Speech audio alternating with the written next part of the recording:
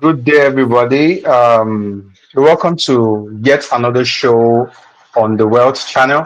And this show it's called the Carbon Economy, where we're talking about climate change, investment in the climate change sector, and how individuals can have their own impact on the climate change. My name is Adekunle Adeyemi, and I'm a climate change enthusiast. I'm a practitioner, and also I have here with me Mr. Atai. Mr. Atai, please do you mind introducing yourself and what climate change means to you? Yes, hi, good morning or good afternoon, depending on which part of the world you're joining the show. Adekunle, thank you for having me. I'm always willing to participate in any event discussions that has to do with carbon economy.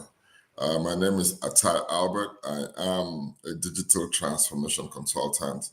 I'm also a core sustainability advocate, of which climate change is the goal number 13. So we're going to have opportunities to look at climate change in this whole perspective over time, not just as it pushes the carbon economy, which is a $26 trillion economy, but also as it interconnects with all of the SDGs to drive sustainable development. So thank you for having me. I'm really excited to be part of the discussion. Thank you for coming, Mr. Atai. It's a pleasure having you here with us.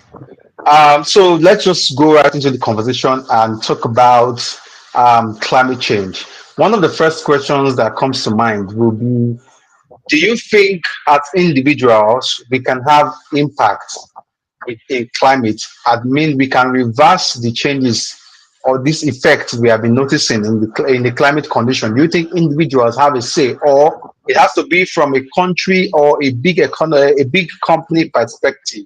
Do you think individual can have an effect on reversing these changes we are seeing in the climate?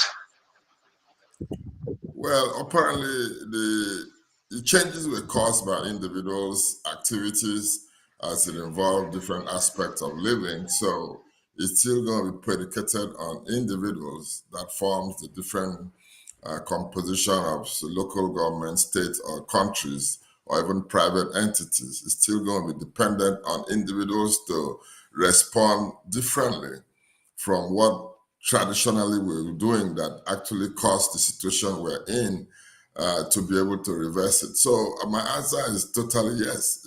Everybody has a role, a function, a responsibility, and what to do to actually impact the global atmospheric greenhouse gases to be able to mitigate or to be able to adapt or to be able to advocate. So there are all kinds of opportunities, frameworks where individuals, countries, private sector, sub-sovereign nations could actually involve to do something about the whole idea and why everybody's now really looking very worried and doing whatever can be done to be able to change the narrative. Yes. Thank you very much. I agree with what you're saying, and like you said, it's individual that makes up these collective entities of countries or big organizations that are affecting climate change drastically. Speaking to the collective aspect of it, like nations and big organizations, world organizations like mega corporations in oil, in engineering, in manufacturing, and how their activities are affecting the climate. I understand that you're in North America, and given the fact that we've seen the stance which the new president of the United States has taken, not necessarily against climate change, but against certain progress that has been made as regards to carbon credit, as regards to contributions of the United States to battle or to fight against climate change.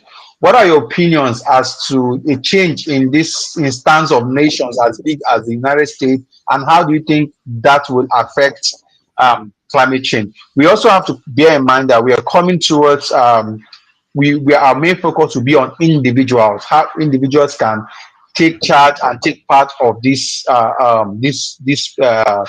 struggle to make sure that climate change is a thing of the past and It's not something that we'll keep talking about in the forerunner of conversation. So, what do you think about the U.S., the current U.S. President and his stand for climate or against climate change? Well, you say change is the only normal thing in life. Change is the only constant.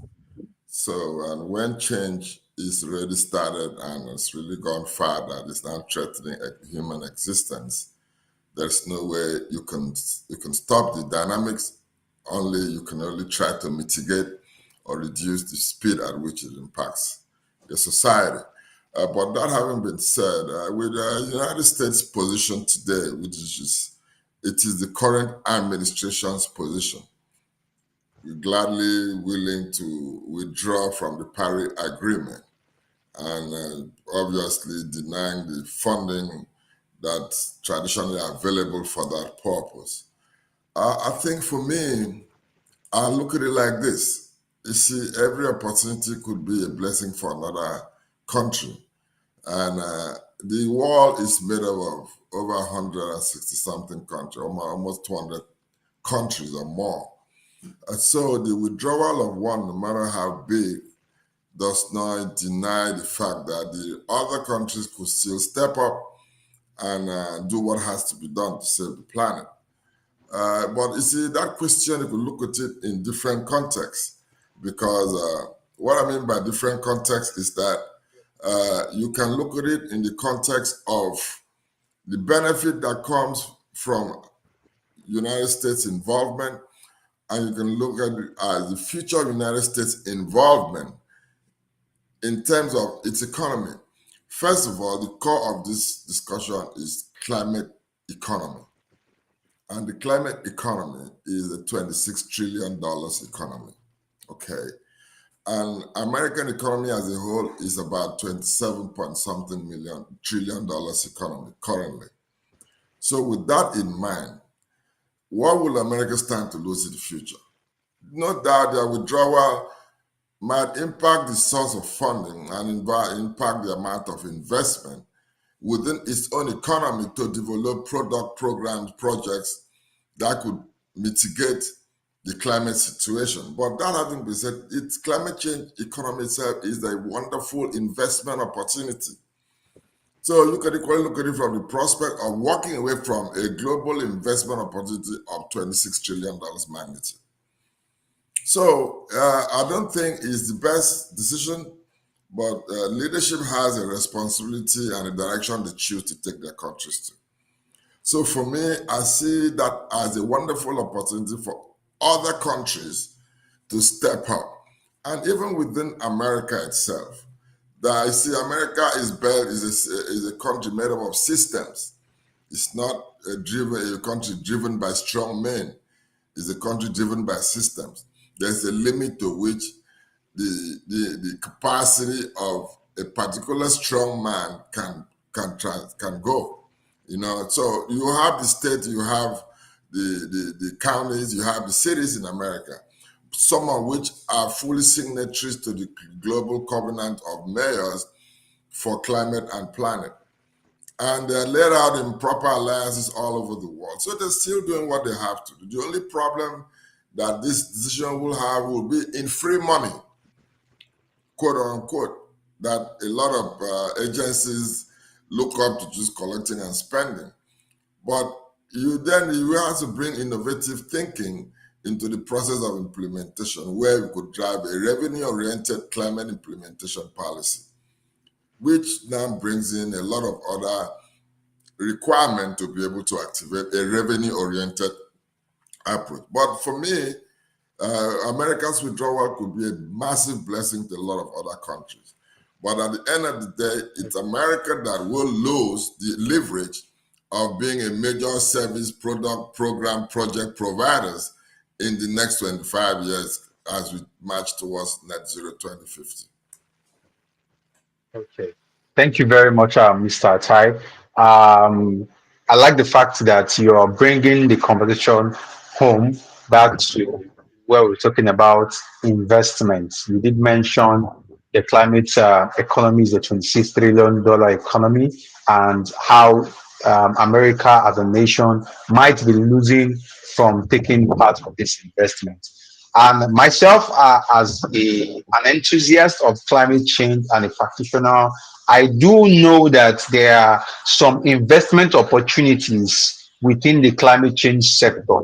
So, do you mind, from your experience and expertise, sharing some of the investment opportunities that you know about that individuals, now we are looking at it from an individualistic perspective, that individuals can partake in, and at the end of the day, while they're getting returns on investment, they're also encouraging either green companies or buying carbon credits indirectly through companies, or buying stock or shares of companies that are for climate change or that are in the forefront.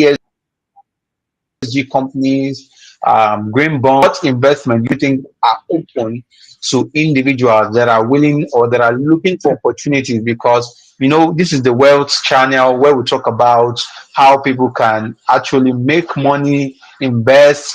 Although we are not financial advisors, we do not give financial advice to anybody. We just talk about this opportunity as we have experienced people like you to come and educate the people on some of these opportunities and get better returns on investment. So the question is, what climate change investment do you think are available to individuals, and how do you think they can participate in it?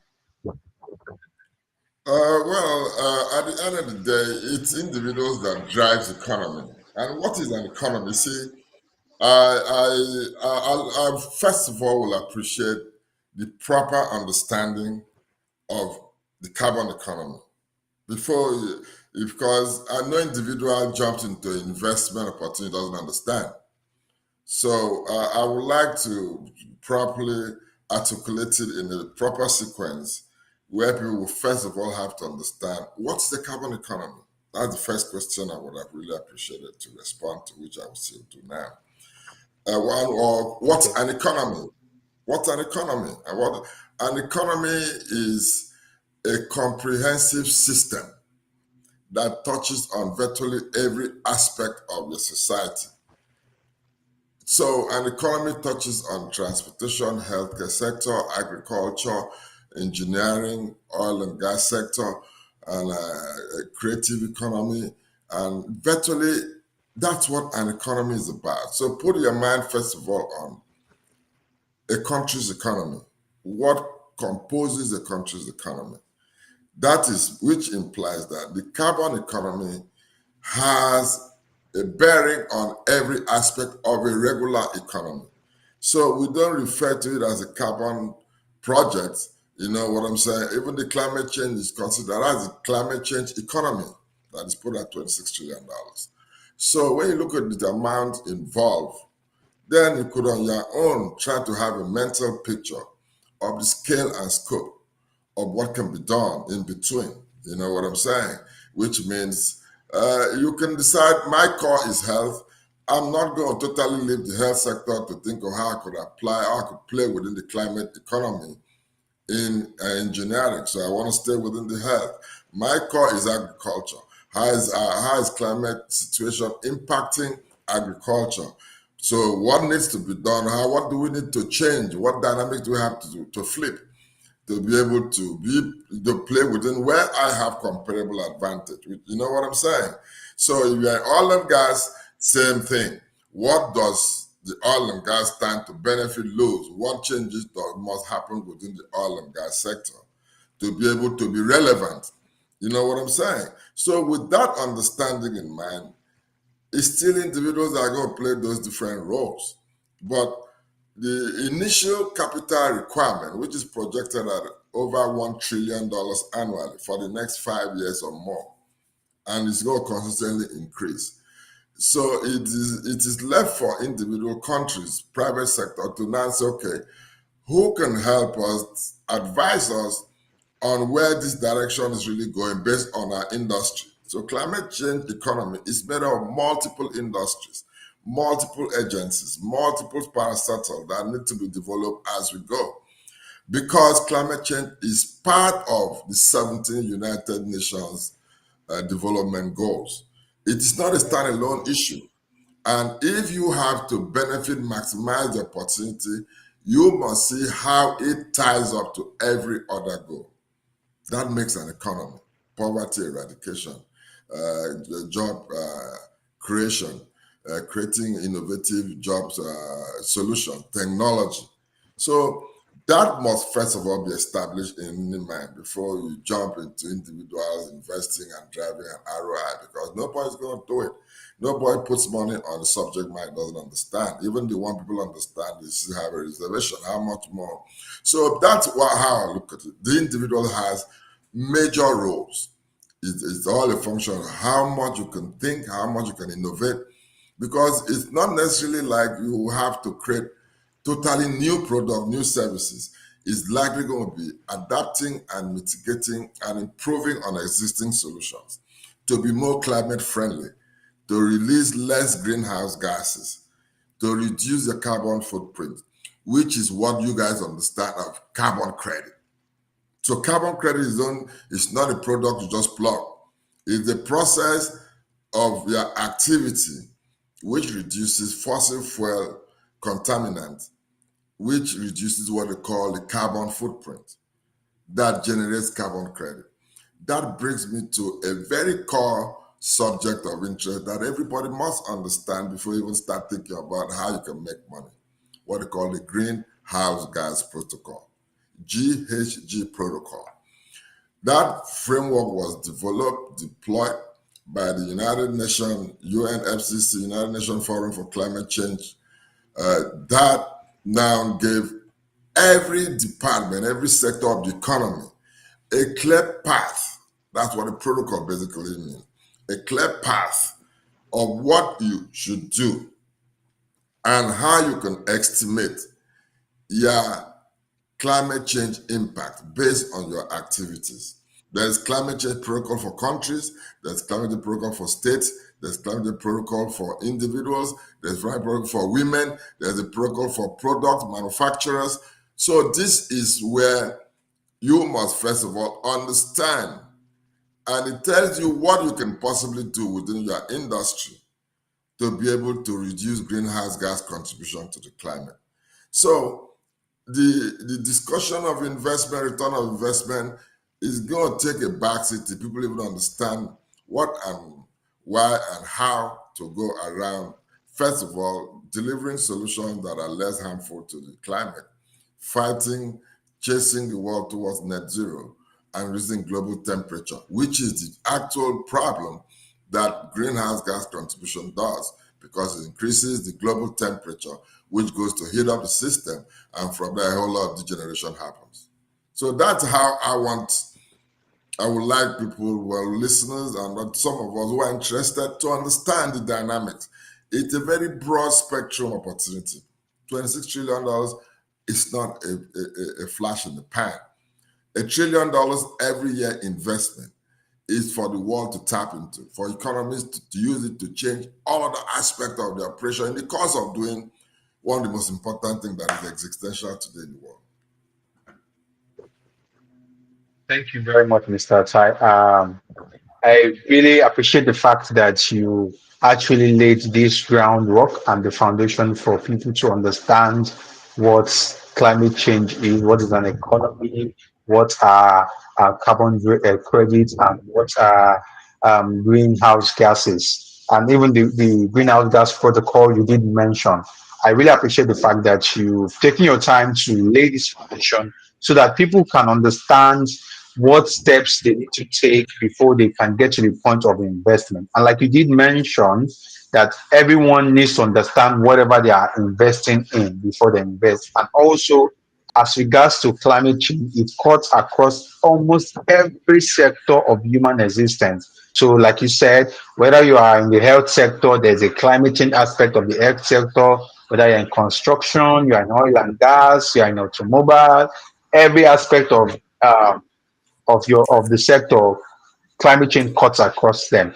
So, but I want to take this conversation back to your first answer when you were talking about the US position on climate change and how um, the current president of the United States, Donald Trump, being unplugging the US from the Paris Agreement and its contribution. How do you think nations, and I mean nations, in sense that smaller nation in South America, in Africa, in Asia, how do you think they can tap into this opportunity as it may, given the fact that there is now uh, a hole from where the US is plugged? How do you think they can position themselves to be I got you. I understand. I would like to use a country like Nigeria. okay? Nigeria is one of the 7 champions of methane abatement. Methane abatement is an agreement by countries to reduce the methane component of greenhouse gas by at least 40% by 2030 or thereabout. So Nigeria was one of the initial first players, of which it was Nigeria, America, Germany, Canada, I think Japan, and one other small country. 7 countries. You can check that out. So America and Nigeria was the 2 only major oil producers in that initial team that came together and said, okay, let us spearhead this as the champions of methane abatement. So for Nigeria, I like to say that Nigeria has an unfair advantage if only we understand and know how to go around it. Nigeria is about one of the only countries that could do certain things in a scale within the carbon economy that many countries cannot, apart from a country like America. Why am I saying this? The 2 core major oil and gas producing countries that were part of the methane abatement champions, were Nigeria and America. Now America has stepped aside. We leave Nigeria as the main oil and gas producing country that initiated the whole concept and idea of climate abatement. And there are billions of dollars to help countries, companies, businesses who are looking at creating alternative ways of reducing methane component, because the 2 core components in greenhouse gas is carbon and methane. Those are 2 dominant major contaminants factors within the greenhouse gases. So now we have budgets surplus to support any technology program process that could help reduce the content of methane in the air. And it is a wonderful investment, revenue-oriented opportunity. The development and creation of methanol is a simple chemistry. Add extra oxygen to CH in the ratio of 1:2:1, it gives you methanol. The last 5 years has experienced that over 25% of ocean-going vessels, are now going to run on methanol, not even LNG. LNG is less harmful than diesel, no doubt, but it still does not give you the kind of impact of using methanol or hydrogen to drive engines. CNG is still cleaner than diesel, but it's still less beneficial compared to non-fossil fuel solution. So with that in mind, I said Nigeria has an unfair advantage. With its population, with its strategic location in the west of Africa, bordering the East Central Africa and West Africa, with its youthful population, with its creative economic potential. Now, an Afrobeat is all over the world. And music is also approved as a means of advocacy, which means under climate change, Nigeria could take its Afrobeat, its Nollywood, its kid makers, its comedians, and tour the whole world and repatriate the revenue back to Nigeria, but you are implementing climate change advocacy. That is where individuals could come and play, but now helps you monetize a major capability that you have. So that's why I say Nigeria has an unfair advantage, because no other country has these indices right now to be able to drive this scale of advocacy. So basically, America's withdrawal is a blessing to a country like Nigeria. But as normal, we are used to handout, we are used to free money, free oil money, free everything. So we have relegated our thought process to be innovative, to be forward thinking, to see how we can alternatively take advantage of the situation that we have today. So for me, it's going to be America's loss at the end of the day. Go and write it down. For those that will be lucky to be alive, America will lose leverage because of these 4 years of withdrawal, which I'm sure any other government that comes in will take them back to the same agreement. Okay, thank you very much, Mr. Tai. We've been having the conversation on the carbon economy with Mr. Tai and myself, Adeyemi Adepile, and we've been looking at climate change, investment, how countries or individuals can participate in the climate change investment and opportunities therein. If you're just joining us, you're also welcome to the show, and you can further follow us on the conversation. So, Mr. Tai, you did mention about advocacy, talking about participating in the climate economy, which you did mention is $26 trillion economy.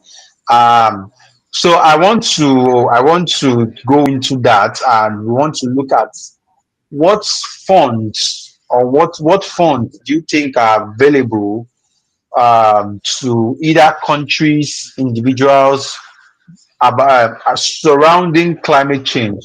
I do know that there are carbon credit agreements between nations to say, okay, you reduce your carbon footprint, we pay you this much. There have been such agreement between nations in sub-Saharan Africa and even in industrialized nations like Germany, Japan, and even the US. So, what funds do you think are available to either individuals? Because I do also understand that there are companies that also have funding to support climate advocacy, climate projects for individuals and even for organizations as a whole. So it will be nice to share some of these funds to the general public, as many that want to take participate in either trying to access this fund or working towards accessing this fund. Let me help you, because the whole discussion must have a perfect sequence: drive understanding, drive engagement, and then people will be make decisions based on information. Okay. By law, a lot of countries have passed it. It was globally adopted that every organization, every country, every state, every private sector operation, based on the defined greenhouse gas protocol I mentioned earlier, must have a sustainability plan and a sustainability budget, because they are mandated to make a sustainability report annually, as long as they're playing at the top of the financial sector. You're in Wall Street, basically. You know what I'm saying? So, on that, first of all, in that Yes. capacity, there are funds at all levels by promulgation or by law that countries, states, private sector must provide. You are not going to provide a plan without a budget. You're not going to provide a budget without how you're going to implement it. But that having been said, the world understands, the United Nations Forum for Climate Change, UNFCCC, understands that the requirement for the level of investment required runs into trillions. The last COP29 was focused on climate funding and investment. And it is in that last session that it was agreed that A projected $1 trillion is needed every year to support climate advocacy, mitigation, and adaptation. I would like to explain what adaptation is, what mitigation is, and what advocacy is. Yes, Advocacy. so basically, there is already the need for entities to provide substantial budget to support their climate effort. But globally, the United Nations understand that the amount of money required is so enormous they cannot leave it to countries alone. And that is why they are not capping on oil exploration. In fact, the next 5 years, every country is even mandated to drive as much oil and gas production so they can have money to invest in the transition to cleaner fuels. So the whole idea of America saying, "Oh, we don't want to do," it's not even necessary because nobody's stopping any country from massive exploration of fossil fuel.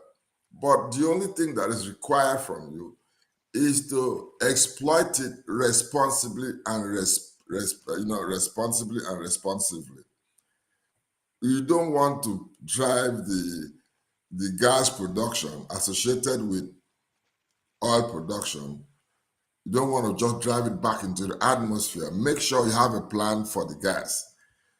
Two, with the expected 1 trillion investment, there is so much entities created for different purposes and aspects of climate change. There's the Green Climate Fund, there is the CIM Climate Investment Fund, there's the ESG funding sources, there's the Loss and Damage Fund. There are so many kinds of funds available that people could easily tap into. But first of all, you must articulate how to come up with a project that will be considered to qualify under sustainability funding.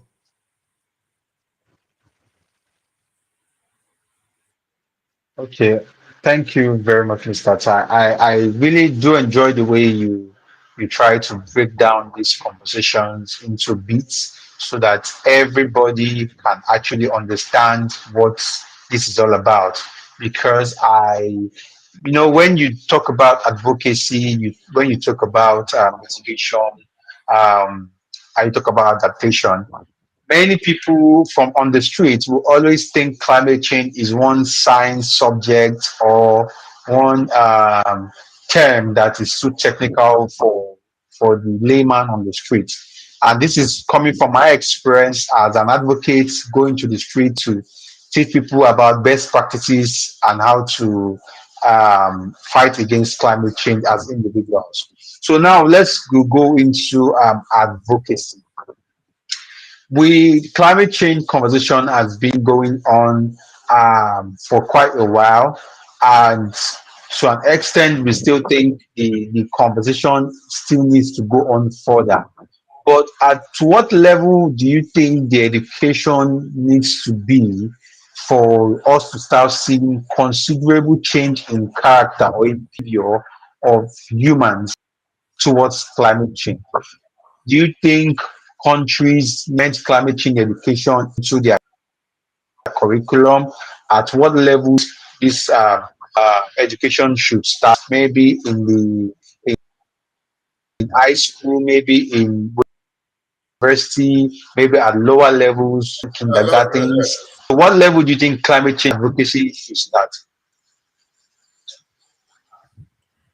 Well, first of all, I'm sure you'll appreciate and understand what advocacy represents because some questions could actually be answered by understanding of what advocacy means and what are the framework for advocacy.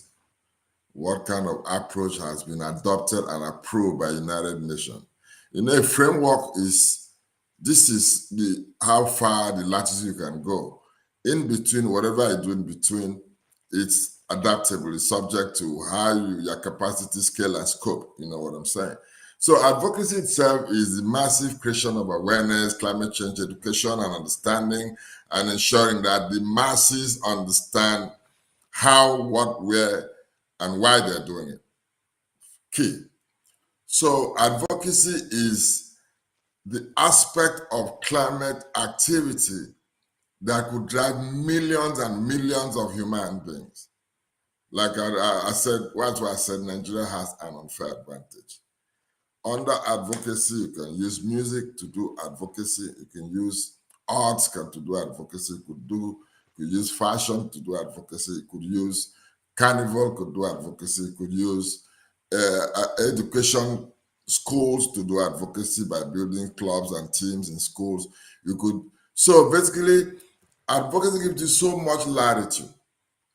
And between me and you, anything you do under climate change today, no country can stop you. Nobody, because it's an existential issue. People are really bothered. What will happen in another 15 years if we cannot bring greenhouse gas to pre-industrial era 1.5 degrees Celsius? You understand? So the scope and scale is inexhaustible. You are trying to focus on education. In America today, sustainability as a whole, which climate change is just part of, a subset of that, is offered as a prerequisite for a college degree in a lot of colleges, just like maths and English. Because That's interesting. the future workforce is not going to be anywhere too far from within the sustainability space. Just like the Indians did during the technology era. If you know how the Indians leveraged to take over the whole world, because I don't know if people don't understand, but I can tell you the Indians have virtually taken over the economy of the whole world.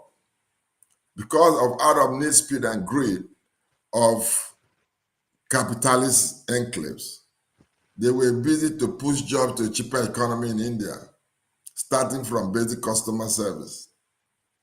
And in the course of implementing the customer service, they were privileged to see where technology can be used to support this. And it became a national policy to drive education of Indians. You see, because when you have such a population, you have to figure out how you're going to engage this population. Are you going to live there within your country alone? Just like what China did. So they just borrowed a playbook from China, which we can equally borrow a playbook from them because we have a comparable advantage today to now create the future workforce of the carbon economy to be sent globally. So education cannot be limited to, there's nothing wrong with starting even the primary school level because everybody has a contribution to do. What you consume and how you consume it could affect climate change directly or indirectly. You know what I'm saying? You get to understand the greenhouse protocol, you Yes, see how. yes, yes. So again, it is for those in position of authority who wish the country well or their country well to drive the whole education to bear any level they can, while equally looking at the framework of implementation offered by the UNFCCC for climate advocacy, so their countries could benefit and be positioned to be a major player till 2050 net zero. That is core. Nobody's going to deny that fact. Nobody can change it. I see how Nigeria can, for once, benefit, drive its GDP up by using its creative economy, which no other country has. Use your comparable advantage, first of all, and dominate. So that's why I am advocating. That's why I'm doing whatever I can do to draw the attention of the people in that system to understand that this unfair advantage can be taken, we can use it, or it can come and pass like a lot. We never had unfair advantage in the digital era. We came in late. Today, almost 90% of global major tech companies are run by Indians. So Mm, that is my take on true. that. Okay, thank you very much, Mr. Atai.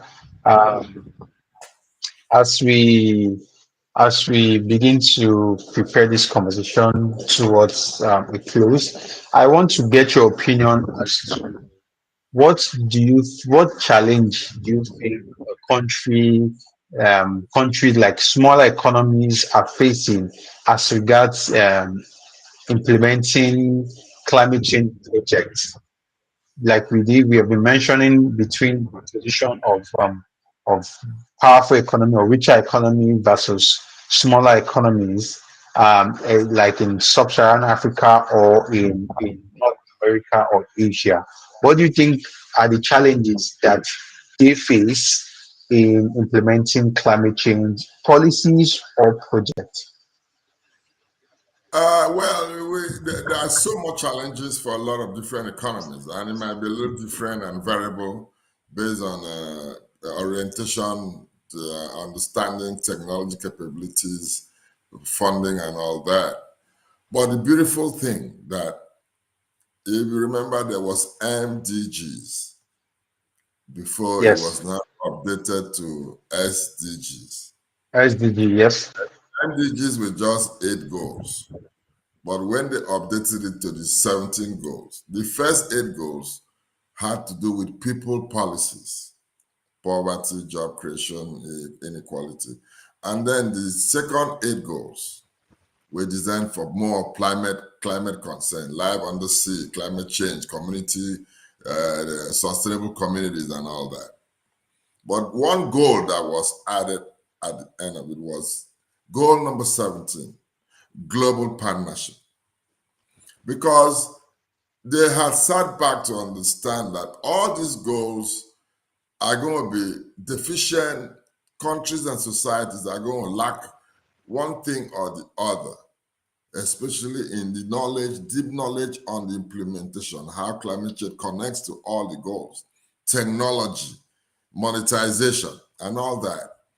So they now said, we are going to make goal number 17 one of the most important goals. It's not about people, it's not about climate, but it's the only goal that's going to help the whole purpose essence to be achieved.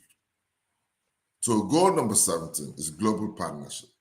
Global partnership comes in that reach out to any partner anywhere under protected status and collaborate in areas of your deficiency.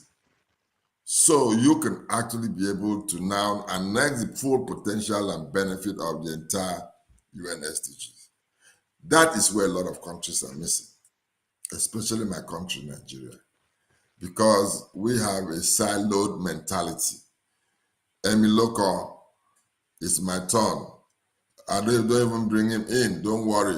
Anyhow we do him, it's okay. Because the ascent go too much for us. They'll come expose. You know what I'm saying? So with that Yes, yes, mentality, yes. it is very difficult for them to attract the right partnership. So at the end of the day, they'll be willing to collaborate with the wrong partner who cannot really help them, because we've grown to a point where Nigeria, we are sophisticated, we are smart, we are some of the most intelligent people all over the world. You are only monkeys smart. Now say three near. If three no near monkey no smart. You understand what I'm saying? So let's get it, because I love to cut the chase and tell you as it is. You are not smart. You're only smart on what you know.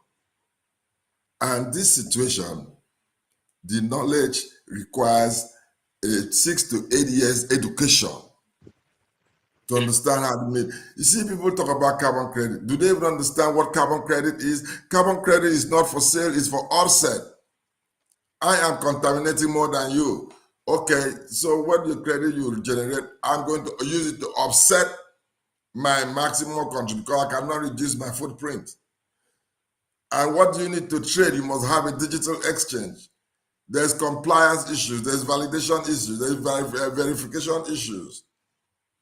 So everybody cannot, it's okay to think and assume you can just jump into it.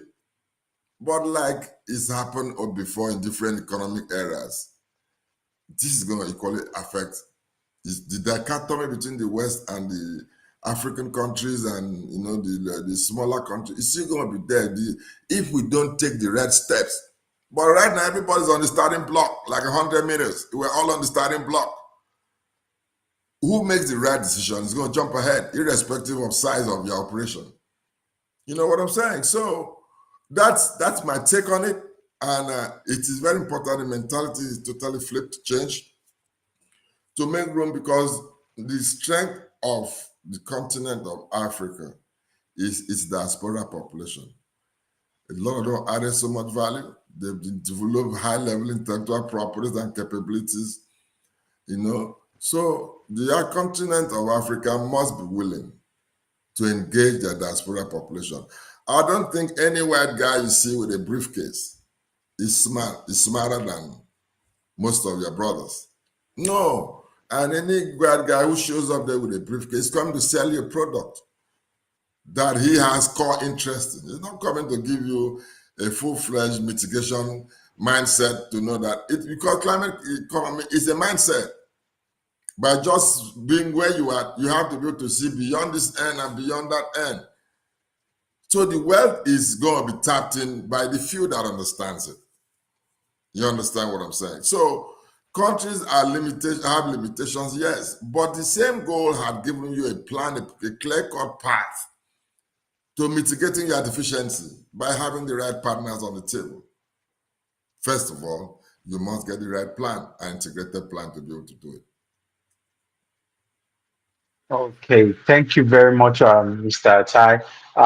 As we draw this conversation to a close, we'll definitely be having this conversation when next we have you on the show. This is the carbon economy on the World Channel, and we've been talking about climate change, investments, individuals, economies, and countries, and how they can have different impacts in the climate change. So in climate change and how this fight can be done collectively. Mr. Tai, as we close, do you have any last word as to how we can speed off the effect of climate change, or any last word in general for the audience? Bear in mind, we have people watching us from all over the world. So, what are your last words with us, sir? My core takeaway is always been that the current situation we are is going to pervade till 2050, 2060 in the continent of Africa. Tomorrow's job, which started tomorrow's workforce, tomorrow's product, tomorrow's solutions, which started 10 years ago, still has to be developed, and people will own those proprietary rights. So we must equally change the perception of climate change being a problem, trying to stop oil production, to the perception that it is one of the biggest investment developmental opportunities that life has ever offered. So it is left for countries, left for individuals, left for private sector organizations, manufacturers, to get the right partnership. The core to it is right partnership, because they don't have the knowledge, and you cannot give what you don't have. So they can properly be educated and guided, at least for the next 5 years, with mass advocacy, mass education. When you want to train millions of people, don't put them in classroom. You have to create a dynamics that they can get to learn by competition, by compulsion, and by the fact that they want to have a comparable advantage. You're going to have the masses of, that's why I say we have an unfair advantage as a country. So I really appreciate this time. I look forward to keeping it consistent. I do this on different multiple platforms too. So I'm excited to share this knowledge in any opportunity that is provided. Okay, thank you very much, Mr. Tai. We've been on the carbon economy. We're talking to Mr. Atai Albert, which climate change professional, expert, and analyst, and we've had him on the conversation about climate, the carbon economy, and how it impacts nations and individuals. Yes, until we meet again and next time on the carbon economy, where we bring experts to talk about investment opportunities, how we can offset carbon credit, how greenhouse effects work, and how we can impact individuals and investment. I'll see you again next time. My name is Adekunle Adeyemi. Thank you for watching.